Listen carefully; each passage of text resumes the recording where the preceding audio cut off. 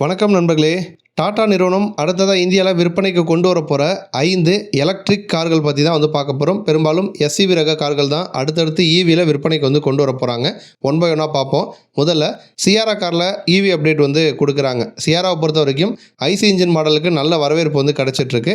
அதனைத் தொடர்ந்து இப்போ எலக்ட்ரிக் வெர்ஷனையுமே விற்பனைக்கு கொண்டு வர போகிறாங்க. 2 விதமான பேட்டரி பேக்ஸ் கொடுக்க போகிறாங்க. 65 கிலோவாட் மற்றும் 75 கிலோவாட்டு. ரெண்டுமே டாட்டாவுக்கு புதுசு கிடையாது. ஹரியர் ஈவியில் இருக்க அதே பேட்டரி பேக்ஸாக இப்போ சியாராவில் கொடுக்குறாங்க. ரேஞ்சை பொறுத்த வரைக்கும் 500லேருந்து 550 கிலோமீட்டர் வரைக்கும் ரேஞ்ச் போகும். இதை தாண்டி ரியர் வீல் டிரைவ் மற்றும் குவாட் வீல் டிரைவ் 2 விதமான செட்டப்புமே வரப்போகிற சியாரா காரில் கொடுக்க போகிறாங்க.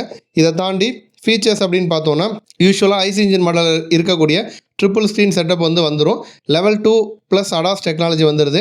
பனரோமிக் சன்ரூஃப் வசதி, ஃப்ரண்ட்டில் வென்டிலேட்டட் சீட் வசதி இது வந்துடும். Dual zone climate control, premium JBL sound system with Dolby Atmos வசதியோட நமக்கு கொடுக்க போகிறாங்க.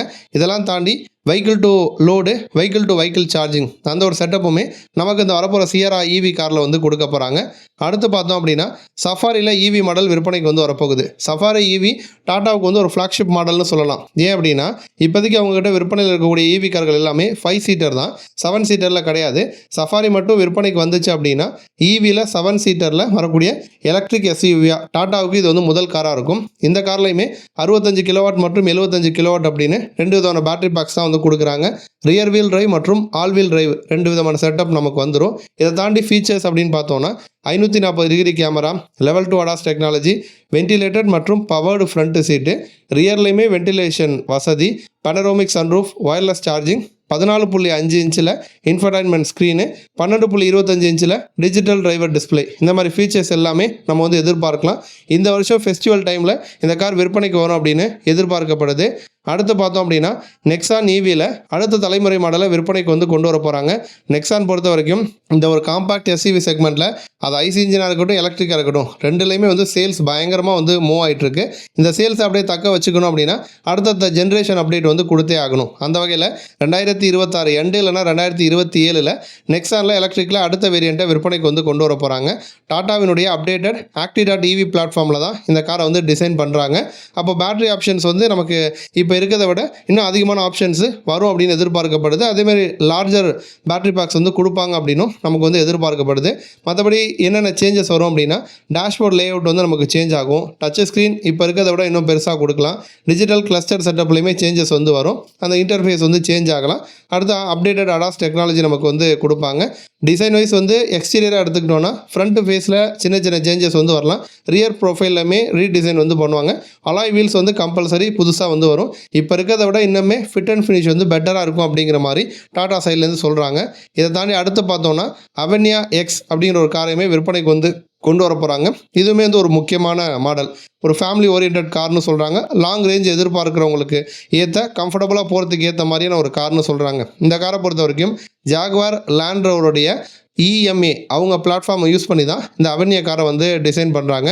90 கிலோவாட் மற்றும் 100 கிலோவாட் அப்படின்னு பேட்டரி பேக்ஸ் வருமா. 550 கிலோமீட்டர் வரைக்கும் ரேஞ்சு போகும்னு சொல்கிறாங்க.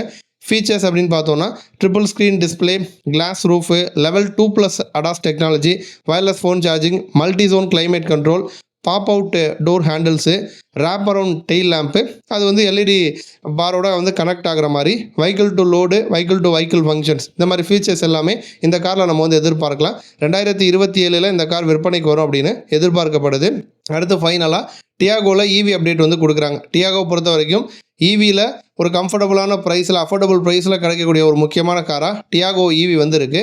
சேல்ஸ் ஓரளவுக்கு டீசெண்டாக போயிட்டுருக்கு. இப்போ இதில் அப்டேட் கொடுக்குறாங்க. என்ன மாதிரி விஷயங்கள்லாம் சேஞ்ச் ஆகுது அப்படின்னா ஃப்ரண்ட்டு நமக்கு டோட்டலாக டிசைன் சேஞ்ச் பண்ணுறாங்க. ஃப்ரண்ட்டில் வரக்கூடிய பம்பர் செட்டப் மாறுது. வீல் புதுசாக கொடுக்குறாங்க. ஃப்ளோட்டிங் டைப்பில் டச் ஸ்க்ரீன் இன்ஃபர்டைன்மெண்ட் சிஸ்டம் வரும்னு சொல்கிறாங்க. ஆட்டோமேட்டிக் கிளைமேட் கண்ட்ரோல் வசதி, ஸ்டியரிங் வீல் 2 ஸ்போக்கில் வர மாதிரி இலுமினேட்டட் டாட்டா லோகோவோட வரும். சன்ரூஃபு, 360 டிகிரி கேமரா இந்த மாதிரி ஃபீச்சர்ஸ் எல்லாமே எதிர்பார்க்கலாம்.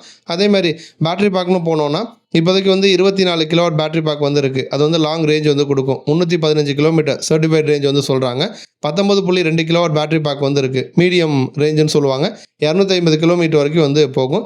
இப்போ இதை தாண்டி பேட்டரி பேக்ஸ் வந்து இன்னும் கொஞ்சம் புதுசாக வரலாம் அப்படின்னு எதிர்பார்க்கப்படுது. அப்போ வந்து ஒரு 10 லட்சம் ரூபாய் விலையில் உங்களுக்கு வந்து ஈவி தான் வேணும் அப்படின்னா டியாகோ ஈவி அப்படிங்கிறது பெட்டரான ஒரு ஆப்ஷன். நீங்கள் வாங்குற மாதிரி பிளானில் இருந்தீங்கன்னா ஓரிரு மாதங்கள் வெயிட் பண்ணிங்கன்னா இந்த வருஷமே வந்து டியாகோ ஈவி வந்து விற்பனைக்கு வந்துடும். நன்றி.